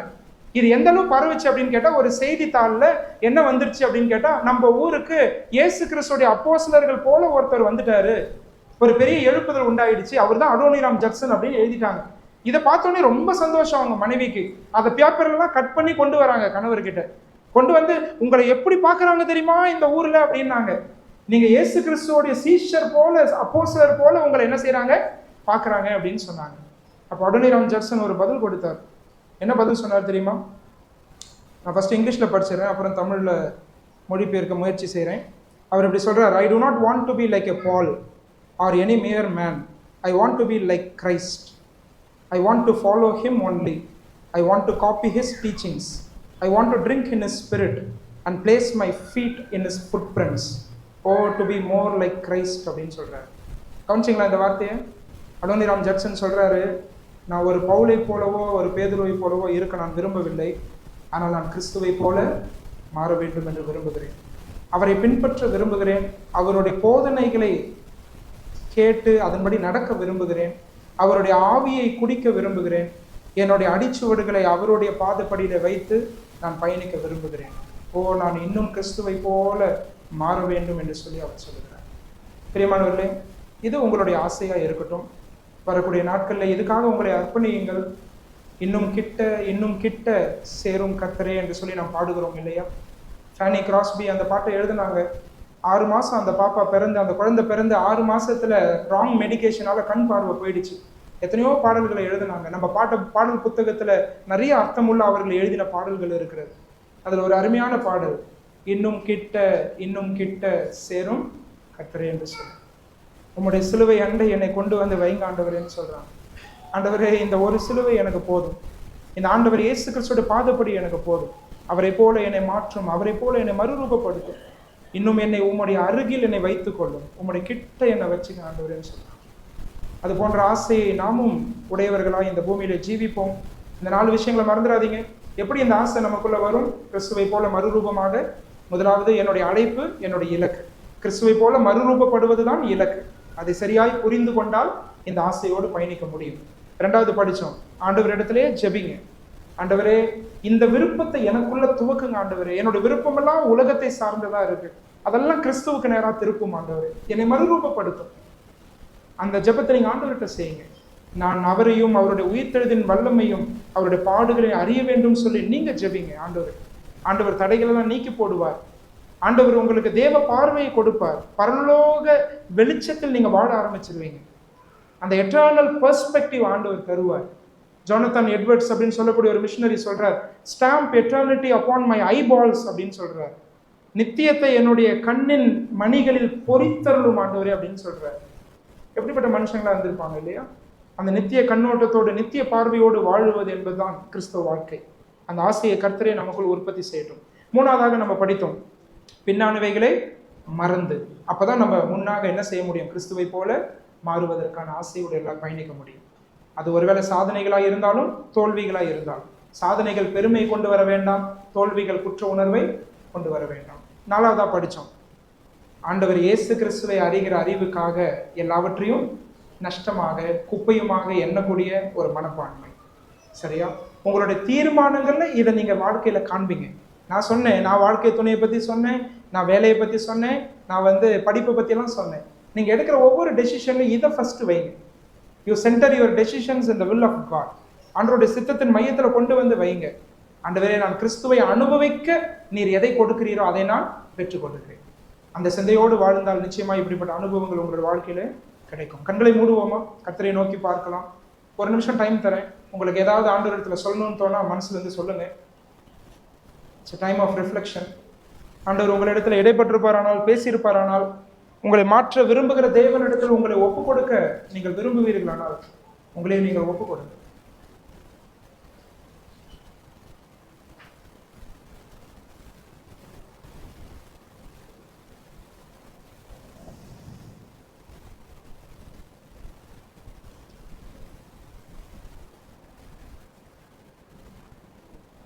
எங்களை நேசிக்கிற நல்ல ஆண்டவரே, கர்த்தராகிய இயேசு கிறிஸ்துவுக்காக நன்றி செலுத்துகிறோம். வானத்துக்கும் பூமிக்கும் ஏணியாய் அவர் இருக்கிறார், பாலமாய் இருக்கிறார் என்று நாங்கள் கேட்டோம். ஆண்டவரே, எங்களை ரட்சித்து பிதாவோடு சமாதானத்தை தந்திருக்கிறீரே, அதற்காக ஸ்தோத்திரம். எங்களை ஒப்புரவாக்கி இருக்கிறீரே, ஸ்தோத்திரம். தெய்வ உறவிலே நாங்கள் மகிழ்கிறோமே, அதற்காக ஸ்தோத்திரம். ஆண்டவரே, இந்த செய்தியில நாங்கள் கேட்டதை போல இந்த தெய்வ உறவிலே ஒவ்வொரு நாளும் வளருவதற்கு, உம்மை நேசிப்பதற்கு எங்களுக்கு அப்படிப்பட்ட இருதயத்தை தாரும் கர்த்தாவே. உம்மை போல மாறுவதற்கு கர்த்தரையே எங்களை நாங்கள் ஒப்புக் கொடுக்கிறோம் ராஜா. அதற்கு நீர் உதவி செய்யும். உலகத்தினுடைய ஆசைகள், சிற்றின்பங்கள், மயக்கங்கள் எல்லாம் எங்களை விட்டு நீங்குவதாக, அதெல்லாம் சிலுவையில் அறைவதற்கு தேவையான பலனை தாரும் ஆண்டவரே. உம்மை பின்பற்றுவதற்கு, உம்முடைய அடிச்சுவடுகளிலே நடந்து வருவதற்கு, ஆண்டவரே, உம்முடைய சாயலுக்கு ஒப்பாய் மாறுவதற்கு எங்களை முற்றிலும் தாழ்த்தி ஒப்புக் கொடுக்கிறோம். யாசர்பாடி சபையாருக்காக நன்றி செலுத்துகிறோம். நீர் இவளை ரட்சித்திருக்கிறீர் என்று சொன்னால் ஒரு நோக்கம் உண்டு கர்த்தாவே.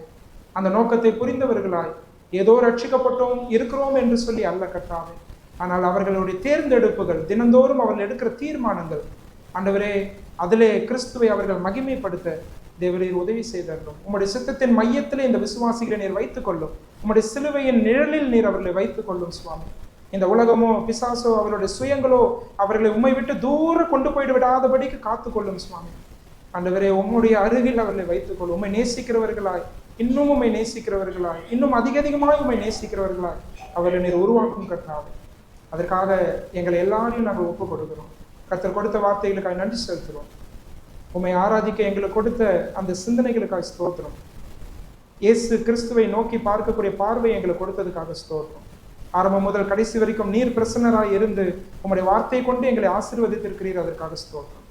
இப்பொழுது நாங்கள் சாப்பிட போகிற சாப்பாடுக்காகவும் நாங்கள் ஜெபிக்கிறோம்.